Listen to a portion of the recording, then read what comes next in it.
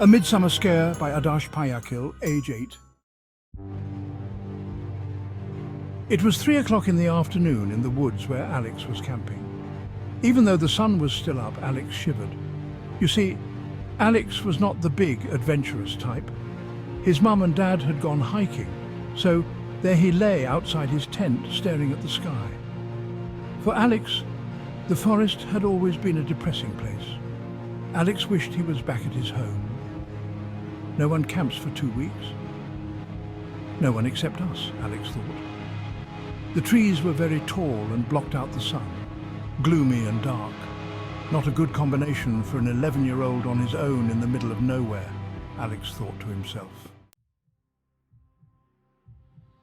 As he was lying down, he heard a sound. "Mom? Dad, is that you?" he called out. No answer. He stood up and looked around. There was no one. Was it my imagination, he thought. Then he heard a piercing scream. Alex tried to run back to the tent, but before he got in, he tripped on something. He tried to get up and run. And that is when he saw the man with a scarred face, but his body was not human at all.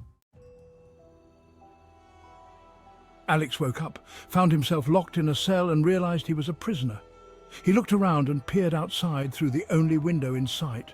Alex saw what seemed to be a side of a flying saucer. Alex felt his blood freeze. Where am I? Alex thought.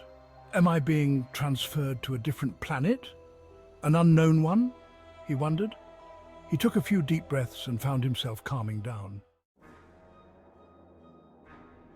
Right now, he had to break out. He saw some keys on the wall outside his cell.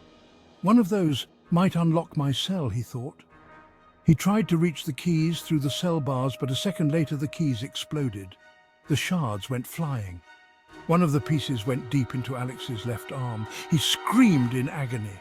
He heard a deep, muffled cackle that reminded him of a scary movie he saw last Halloween. Why would anyone want to kill me, Alex thought. When sharp shards come straight at you, it's no fun, especially in a filthy, dark and damp dungeon. And then he felt something black was drinking the blood oozing from Alex's wound, and he passed out. Suddenly, the wall burst open. Something that looked like a black hole sucked Alex in. He felt like acid was in his blood and his energy was being drained. He wanted to scream, but he was too tired to even scream. He fell in a heap. Why would someone be so cruel, he thought.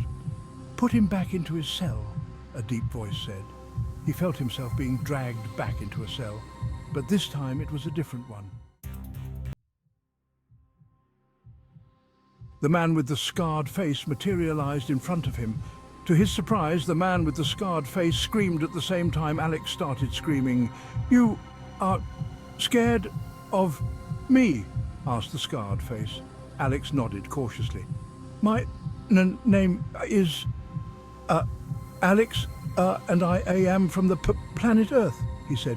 "Mine is Rondi Doom, and I am from planet Zartok 5, said the scarred face. "I was banished from my tribe. I stole some food for my family, and I was caught and banished." "How did I get here?" asked Alex. "My powers, they go crazy sometimes, and I unknowingly brought you here," Ron said. "Then why did you keep me in the prison?" Alex asked. "I was scared of you, and so to protect myself I had to use my robots to keep you in the cell," Ron said. "Then what was the black thing that was drinking my blood?" asked Alex. "Oh, that was just Black Frost, my pet, and he was just licking you," Ron said, laughing. "I'm sorry, I scared you." "The least I can do is to send you back home," Ron said. "Can I have a souvenir?" asked Alex. Ron gave him an alien coin to keep.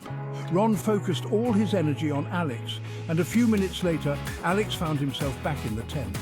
Ron's tribe saw how well Ron had behaved and de-banished him.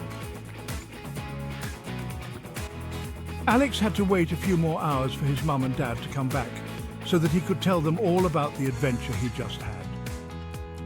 Alex was sure his parents would not believe him, but he had the alien coin to prove himself.